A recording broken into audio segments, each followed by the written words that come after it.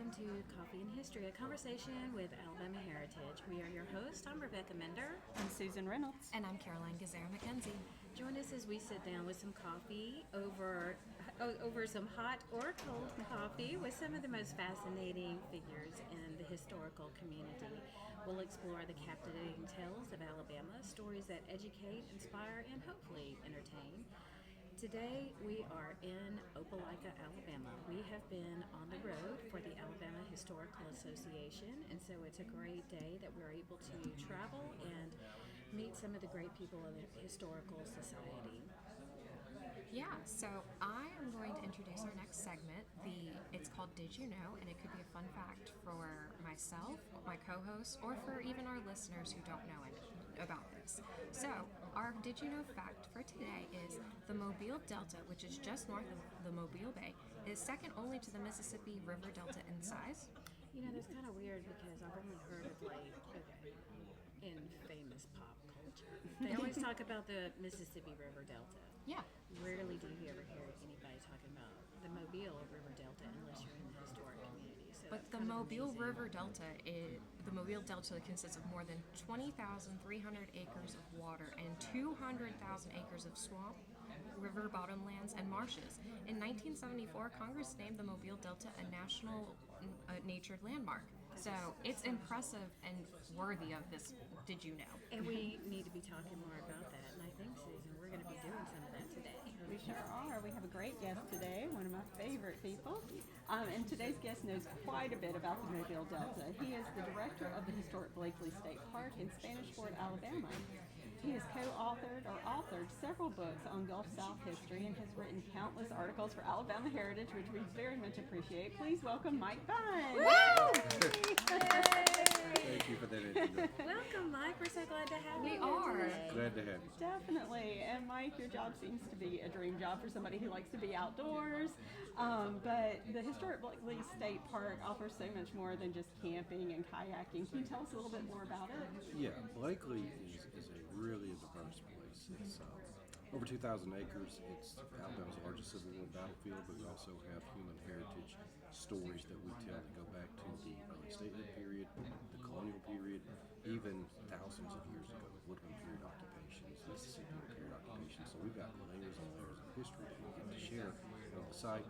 And the really beauty of it is that you can come, you can enjoy all that in a place that has camping, cabins, horseback riding, campgrounds, RV park, an event center, 35 some odd miles of trails, and we've got this boat that takes you throughout that Mobile Tennessee Delta you just talked about. Wow. So we've got a pretty diverse package that you don't find in many operations that are similar to us. That is really cool. Do you have, do you know how many people usually visit the park throughout the year? We're over 50,000. I don't want to ask for a statistic you may not have right Yeah, here. we're I track everything, all the metrics, and several years ago we were around 25,000 or so when I got there. We're pushing. We may have actually get to 60,000 this year. So it's That's great. incredible. Was there a certain, because Caroline had mentioned that it's now like on the historic register, so is there certain qualifications that were required to get you to that point? Well, it was the National Register nomination for the Blakeley National Register site occurred prior to that being a park. So it was already on the National Register. There was a Blakeley Foundation, private, non-profit group that was dedicated to helping eventually tell that story in some way. They had dreamed of a park one day. This was founded in the 70s. And they started with a small acquisition of property on the riverfront.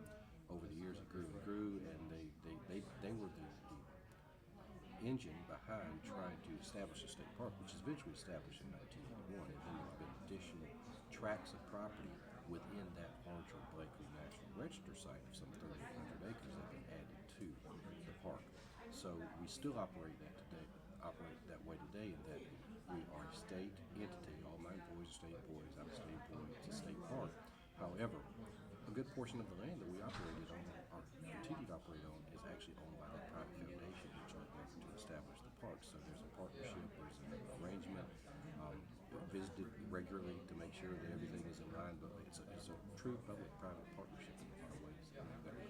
We had the, I guess it was the pilgrimage for the Alabama Historical Association there not too long ago, and so the boat that you mentioned, we went on this great boat ride, and you really are a good tour guide for anybody. How often can anybody go on that boat ride, and how often do you guys do that? And are you always going to be the one being as the tour guide? Because if you're going to have anybody give you a tour, it's got to be the director, because he knows everything.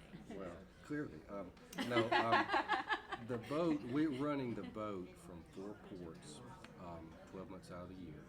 We're usually cruising with public cruises somewhere in the neighborhood of 16 to 20 cruises a month, and then we do a lot of charters. So there's some months that, like this month, while the SS United States is in town, we're doing as much as 40 tours. So I am not on every one of these, because we're approaching 40 different standard tours that we do, that we rotate throughout our schedule. And there are only a few of them that I would personally guide or lead if it's a cruise that goes to like Ball Creek, England. So I'll guide that one in the sense that we go to the ends and I'll be your tour guide. We do a Civil War cruise, several other things that I will do, but I just can't be on all of those. So we've got some really talented captains that are guys on most of our cruises, and some really knowledgeable deckhands. And then we also bring in special guests from time to time, like John Sledge, who guides several cruises for us. And there's others, local experts. Ben Raines has been on some of our cruises, charter cruises, and others. And we got the Dolphin Island Sea Lab we're working with this year. And last year to go to cruises that explore manatee habitat, dolphin habitat in the bay, and a variety of other habitats and birders, and so on. Check it out, and there's usually going to be somebody that if it's not the captains know great deal, but there's also special guests. And so you can sign up for these on your website. Everything's what on is the website? BlakeleyPark.com. Go to the events page. And I absolutely love the website. It's so descriptive about the things that are in the area. But for example, many of our readers, or our listeners, apologies, may not realize that the Mobile Bay area truly was an important area for wartime. Oh, yeah. And you wrote a wonderful article about all these things too. So can you elaborate a little bit more? Well, I appreciate you guys publishing that. I was proud to see that the way it turned out. It's a beautiful day. Publish Thank you. anything that you Yes. Well, you got more coming. So, well, that's good to hear. but yeah, Mobile Bay has a pretty interesting military heritage. Just looking strictly from a military standpoint, when you consider what happened in the colonial era, with the French being there, and there were altercations with the British, with pirates and stuff like that. There's an altercation with Spain in the War of the Quadruple Alliance, things people don't know about. But then if we move up in time into the War of 1812, you've got major actions that occurred where we actually acquired that territory. During the Revolutionary War, we had Spanish troops and fleets coming to Mobile Bay that were attacking British positions in West Florida. So there's some Revolutionary War heritage people don't know about. And then, of course, you go into the Civil War, and everybody's familiar with the Battle of Mobile Bay, which occurred down at the mouth of the bay in 1864. They're not as familiar with the fact that there was a federal fleet of over 36 ships that were participated in the campaign for Mobile in the spring of 1865. That's the battle, or that's the campaign in which the Battle of Fort Blakeley was the final determining battle. So usually the fun part of doing what we do is that for most people it's sort of a discovery of that heritage, and they've heard bits and pieces, and we help them put it on. I love that. So you wrote an article about it. I mean, you've written so many articles. I mean, you're prolific with our magazine. He We is the appreciate most that. prolific writer And- with us at this current time. At this table. Yes. Well, it's a standard I plan to keep. And we would love to keep that too. So we have a little competition amongst our writers, just so our listeners know. But our readers do love articles about biodiversity in Alabama, and you had an article that was related to the book that you had published by UA Press, and you called the area Alabama's Hidden Heritage Corridor. So exactly, I mean, is that what you mean? You mean some of it about the military part, but also about the biodiversity part of it as well? Yeah, that's exactly it. I wrote, the book is entitled The Tensas River, and that subtitle, Hidden Heritage Corridor, because if if you look at it from the perspective of our metropolitan area that we operate in, which is the Mobile area, everybody knows, although they don't know as much history as I would like, but everybody who knows anything about history of the region just associates it with Mobile and the Mobile River. So the Tensas River is sort of its sister river, so it's the opposite side of the delta, forms the eastern boundary, whereas the Mobile River forms the western boundary. And all those stories of history and heritage occurred on the Tensas, and in some ways even more interesting stories to me. When you talk about the Bottle Creek Complex, the largest Mississippian mound complex on the Gulf Coast, at one time the largest city anywhere on the Gulf Coast for a few hundred years. When you talk about the town of Blakeley, which was the largest urban entity that's ever been on the Tensas, it's all gone, it's ghost town now. When you talk about the battle for Blakeley, all these things are happening within this incredibly diverse natural environment, and the stories are just as compelling as those on the Mobile. So it's not a rivalry, but it's just as much to raise an awareness that there's an incredible heritage corridor that we talk about in a lot of our cruises, and we're introducing people to it and explaining how it fits in the larger regional heritage, because so many people think of Mobile being the only historic spot, and our point is simply that is one of many. It's the anchor for a really diverse, really interesting region. So have you noticed a big increase in that type of knowledge, or where people are trying to learn more? Because, I mean, even just right north of Mobile, for instance, we have Africatown, and so Africatown has now been in the limelight a lot, and there's been documentaries about it and the history of that area. And so I'm just wondering, have you noticed now that you have been pushing the topic, have you noticed a big increase in people discovering this side of the Delta? Well, from my perspective, when I look at what we're doing with our boat, especially, I would say unequivocally yes. Now, is that all because we've been pushing things? Part of it is, and the fact that we're promoting and advertising. We've run some boat commercials on local TV and all, so there's probably a little bit more of awareness of the way to explore it. But I think those stories that are there, such as the Clotilda, are playing into that in unexpected ways. It's not that Blakeley is out front of all of this, it's just that people who want to find out about the Clotilda, what's the boat that runs out there that carries the Africatown Freedom Tour folks with us. So there's a nice little combination of synergy that's going on with some of that, and especially as we get into talking about the natural environment and work with groups like the Sea Lab, there's an increasing awareness and a desire to learn about this. And so we're just happy to be one of the vehicles that takes people to the spots where we need to. But do you want to tell our listeners a little bit more about the Clotilda, exactly what it is, and of course, I don't have to get the If you want to tell them a little bit more about what it is and what you're talking about in terms of this relationship with Africatown. Yeah, it's Clotilda's the last known ship to bring in some Africans into the United States. Done so illegally in 1860. Slavery, importation of Africans, but a group of folks decided they were going to try to do it on the dead and make some money, and the long story short is that they did it, and they brought them in, and then they wanted to destroy the evidence of the people they used, which is the ship Clotilda. So they took it to a remote area north of Mobile, and they burned it to the waterline and took everybody off, and they scattered to different areas as enslaved workers, and the ship lay basically in the waters of this relatively less traveled stretch of the Mobile River that goes around the island, 12-mile island. So you've got a navigable channel, then you've got sort of a backwater channel, and it lay there and for over a century. And some people had some knowledge of where this thing was. I'm not going to say no one ever knew where the ship was. There were some pretty strong hunches, but the professional documentation said this is the wreck, happened just a few years ago. And so there's been just an incredible outpouring of interest of learning about that story and learning about that ship and the passengers and how it influenced the community of Africatown that some of those passengers on that ship after the war came back and established. So what we wanted to do is we wanted to help people take people to the site. It's one thing to learn about the story. Incredibly compelling story. There's a visitor center now over in Mobile. History Museum of Mobile. All excellent stuff. That's your primary documentation and interpretation. But I am passionate about sites. I want to be for something like that. And even if that shipwreck is there below the waterline, you can't see it. There's something powerful about being there, where it is.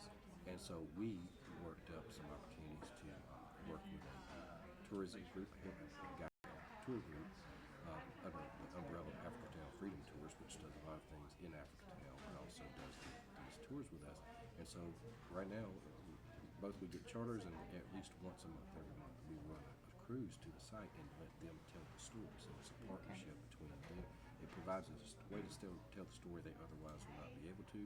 It allows us to be a partner, and allows the public an opportunity to go to a site that they will never otherwise ordinarily see. And there is no ship to be seen. It's under the waters, but we get it, and you know that's the spot. That ship, that's neat. How deep is that water there? Well, the water itself, where the ship is located, is not all that deep. But the boat is semi-submerged in some of the mud, and the water, the bank does drop off fairly rapidly. So only in an extraordinarily low period of water, I mean really historically low period, you're going to find anything exposed from it because of the situation it is.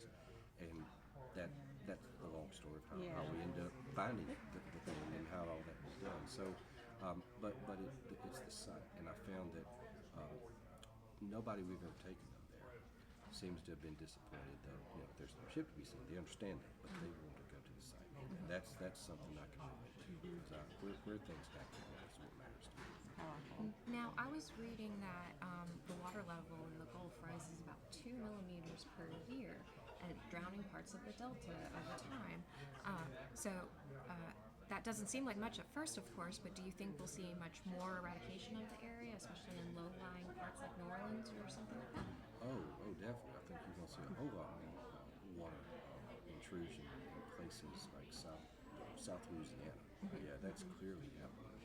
Where we are in the Delta, the Tensas Delta, that's going to be a lot less discernible over anybody's lifetime. We said significantly higher elevation, and the Delta itself, historically, in terms of millions of years, has kind of shifted up and down. There's a buried forest 30 miles off Gulf shores, where you originally had millions of years ago the outlet that is now Mobile Bay. So it's kind of moved up and down with glacial eras and all that. And I'm no scientist and all that, but the rising water levels will undoubtedly impact coastal areas. Our particular coastal area, outside of Fort Morgan Peninsula and Dauphin Island, I don't think you're going to see this dramatic increase that you might be aware of in a place like the low-lying islands off the Louisiana. I think that's going to be much more visible within our lifetime than anything that's going to impact more intensely. It's just so sad because you think about all the history that's there that can be, especially Be preserved. yeah, that's all going to be gone because we're not going to see it because it's going to be in the water. So. Yeah, exactly. And so let's switch gears just a little bit from the Delta to one of your projects that's coming up in our magazine. And you're going to be talking about the origins of the Birmingham area. Ooh. Yeah, and I always think about factories and things like that, mills, things like that up in Birmingham, but you uncovered some other information about this. Yeah, well, my primary interest as a historian lies in basically the Civil War and all points before. That's that. I mean, I'm interested in all history, but that, as far as what I write about, those early periods, early state, colonial, even Civil War period, antebellum, and I was always struck by the fact that Birmingham was not a city at the time of that, but there were certainly people living in that area, and so I've always wanted to do something to help people better understand that there was this whole territorial settlement, early Alabama settlement, prior to the creation of this urban center we know as Birmingham. So it's sort of before Birmingham, kind of always intrigued me. And I was particularly intrigued with the idea of writing about it because the environment itself is something that sometimes it's so easy to overlook as you're whizzing by on 65 or 280, and you don't always appreciate that this is a valley. This is Jones Valley, surrounded by Red Mountain, and you can see it as an urban entity, but imagine what that place looked like incredible natural environment. It's always struck me as a perfect place for a community. What did that community look like before our modern urban community? And so that's what the article is all about. How that all started, the first settlements in Jones Valley. I really think that's going to be great because, like I said, I always just think of the industrial era when I think of I think Birmingham. a lot of people do because it's the Steel City, just like Pittsburgh, and so that's where we think. If somebody says Birmingham, I'm going to think of U.S. Steel and how that was such a big industrial area that started where they are today, and so.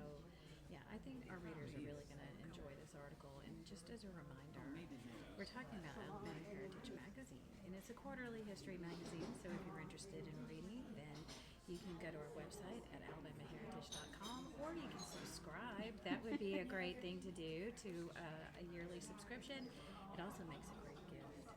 The best gift is history. Just saying.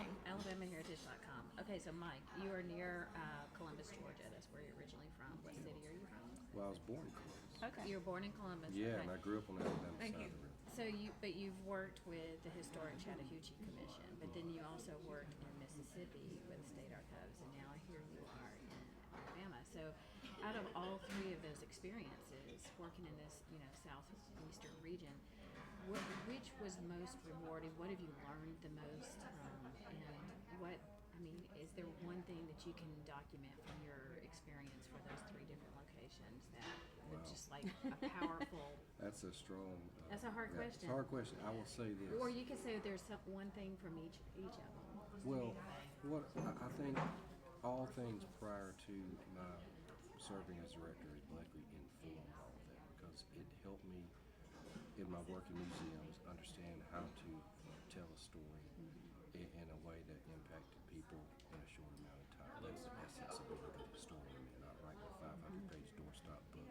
What can you say and help people understand it in a brief amount of time? And if you can inspire them, and if you can't inspire them after 200 words, you probably are just you're overkill. Right. Now there's a place for that. There's a place for those longer studies. I'm not knocking that, but if I write for the general reader. Right. Or You somebody want them to be engaged, and you want them to learn something. Exactly, Yeah. and that's what I love about Magazine. I mean, this is well laid out, well thought out, beautifully presented pieces of history that just introduce you to the so story. special. Thank you. Well, that's what it is. And Well, we that's- did just win an award for our design, Well, you so should. we got to You pat should. ourselves on the back for that. But my experience in those museums helped me understand how to do that and the value of it. I don't perceive myself as an expert in it. But all of that work in the Historic Chattahoochee Commission I had to deal with it, tourism and book publishing. That was part of our programs, an educational program. And all of that in unexpected ways informed what I get to do at Blakeley because I got to take over a park. I never imagined with a lot of streams I'd be a park director. That didn't sound at all like what I would do. But it's a historic site that was sort of in the raw, and I got to develop it, turn it to an educational platform, a recreational amenity, and help interpret it as a historic site. And all those things in ways I would have never seen coming. And how long have you been there? I've been there 10 years. 10 years at Blakeley. Well, you've done a lot in the last decade. So it's a great park, and we highly recommend everybody go visit and check it out. And sign up for some of those boat tours. That's for right. sure. I personally feel like Alabama Heritage should take a field trip down to Fort Blakeley Well, for a boat tour. here's the thing. We're going to be in Fairhope for the Alabama Historical Association in 2026, so we will definitely come up and around. That's and right. We'll give you a call. Yeah. Okay. Looking forward to it. That would be great. So, Mike, we've enjoyed talking with you, but before you leave, we'd like to ask you a few more questions as part of our Before You Go segment, and where we get to know you a little bit better and hope you're willing to play along. You ready? Sure. Okay, first question. Do you believe in ghosts? Yes. Good. Yes. Yes. I do. Well, you know there's got to be a lot where you work. Well, where I work it was a dead town on the battlefield. If there's ever a place there's good spirit, it's got to be Blakeley. So there's something out there now. I don't know that I would subscribe to the theory that there's this intelligent entity that goes around and all, but there's some other dimension, in my opinion, that we can perceive, or certain people can. I think there's more to our beings than just us walking around Agreed. today. There's something that I don't know what that is. 100%. Yes. Absolutely. I agree with you. Mike, do you prefer a text message or a phone call? Now this is going to show you. Well, How old are you? Text message or phone call? I have gotten accustomed to the text message of late. I text like crazy, and I've had to for several years. But to me, it's sort of like it's still an informal. I still want to communicate directly. I still like the phone. That does show my age, but I like the interaction, and you can understand more of tone Yes. and everything when you're actually communicating with the person. So I still like an old-fashioned phone call. It's like the all caps. Did they do it on purpose, or is it just Exactly. the all Are caps? they yelling at me, or did they leave the all caps on? Exactly. So if you had a choice, would you rather go to the moon in a rocket ship, or would you rather go in a submarine down to the ocean floor? Oh, I'm much more interested in what's on Earth. I mean, the moon is nice. It's a big rock out in space. I don't have all that much interest in it. I want to know what's on this planet. Exactly. And We need to my explore our waters still, because that's very. Most of it has been undiscovered Exactly. areas in Absolutely. history, and so I agree. That would be what I would do. So, what 3 famous people, dead or alive, would you invite to a dinner party? Oh, have mercy. You can think on it for a moment. I think one of them would have to be Andrew Jackson. Okay. The most dominant figure of his era. He had a lot of warts. There's a lot of things that we don't admire about him. But this guy, I mean, his era is still known as the Jacksonian era, for goodness sake. I'd like to know what made him tick and how he perceived what he was doing, if he had any understanding whatsoever of the influence that this was going to ripple through history. People who do historic things, good, bad, and indifferent, sometimes think that they're doing that for forever's sake and posterity. Sometimes they don't know it. And he would be one that would be high on the list. Nice. I like that. Anyone else you might want to invite? Yeah, who would be a good partner with him for dinner? Give me a second. Okay. What prepared for all that? Beyonce, maybe? I don't know. Well, Fred Flintstone? Favorite literary author? You never know. well, if it was literary, I'd like to talk to Shelby Foote, who's long gone, yeah, because that'd be good. that guy, I've always heard a story about him from a professor I had in college. He asked him, how did you write this massive tome, 3-volume trilogy that is his landmark work? And his answer was something to the effect of 100 words a day or something like that. That he'd write all this and throw it out, pare it down, edit it, and he ended up with 100 words of prose. And that always stuck with me, because as a writer, I try to hit a certain word mark every day. And when you're doing in the middle of that, you cannot perceive this is going to end up eventually being a book, because it seems so incremental. So I'd like to know how he went about his process. And you know, that's common among people who are prolific writers like yourself. And I mean, I always think about Anthony Trollope too, from the Victorian era. He did the same thing. He woke up at a certain time every day and wrote a certain number of words, and that was it. You know, produced massive amounts of work. So yeah, definitely. Okay, do you put sugar or salt in your grits? In my grits, only some salt and pepper, maybe Okay. some cheese, but never sugar. Okay, thank you. That solves Amen. the world's problems. Oh my goodness. If you could have an unlimited supply of one thing, what would it be? Time. Yes. Time. Absolutely. Yeah. Excellent. Everything takes time. I'm always pressed for time, and if you see so many things I wish I could do, it's always the question of time. Yep, prioritizing time. So I've personally heard that you've spent more than 20 years visiting every battle site in the Civil War's Western Theater. First of all, how many sites is that exactly? Well, I don't have an exact tally, but we're in the several dozen. We're at least over 50. Okay. So that's a start. And which was the most challenging to find? To find. Well, they really haven't been as challenging to find as frustrating to get to on occasion. There's some sites associated with the Vicksburg campaign down near Fort Gibson. I don't know how familiar you guys are with that area, but there's some roads that we traveled on trucks and we were had 4-wheel drive. Wow. So there are some places that pop up on a map, that pop up on a tour, heritage tourism trail, that may not not be as accessible as you first anticipated. So, so I would say some of those around the Natchez Trace, Port Gibson, south of Vicksburg, you're out in some areas that let's just say they are much more rural than they were at the time of the battle. So I'd say those have been some challenges. I've heard the same about the Lewis and Clark Trail. Yeah. Which is so fascinating to me, you know, thinking that these trails exist, we know about them, why wouldn't we make them more accessible? But I understand that sometimes we can't, and things just... Who are you with when you're doing this tour? My friend and co-author Clay Wade. Okay. Yeah, he's Shout out to Clay. Yeah, shout out to Clay. We wrote the book on the Creek War together, Right. and we've written some stuff for University Press Mississippi together, and now History Press. And we just have such similar interests in sites. That's what animates us. And so we're wanting to do something on the Civil War in the West after all this touring and all the reading to kind of make a record of all this time that we spent into it. Because as Clay said on our last year, like we've been doing all this, Right. and it's been fun, but we should produce something from it. If nobody else reads it, at least we'll read it. I think that's great. So that's what it's about. Well, 20 years, that's a long time of your life to dedicate to something. So, is there one teacher who has made the most influence in your life? Now, this could be elementary school, middle school, high school, in your, you know, Can go to college. college career. Any teacher or professor that you want to give a shout out to that has made the most difference? There are two.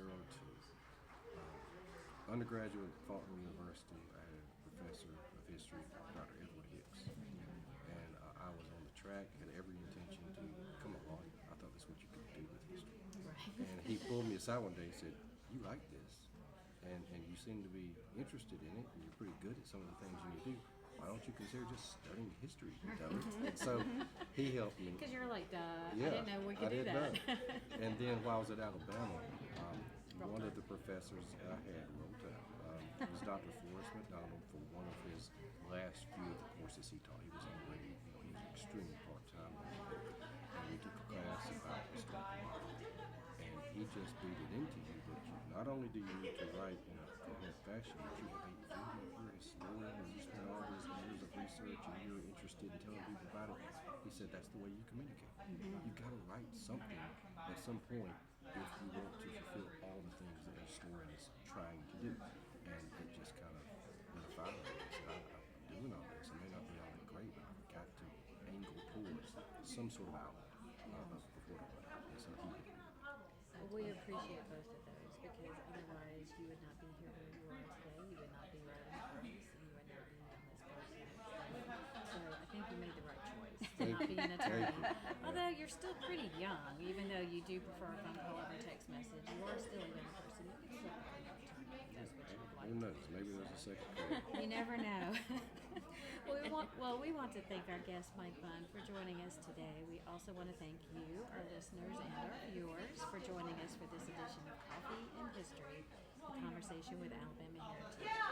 You can find our podcast on our website at alabamaheritage.com or wherever you listen. And you can also watch our YouTube channel where we post extended video versions. So we'll see you next time, but now I can give you more coffee. So bye, everybody. Bye.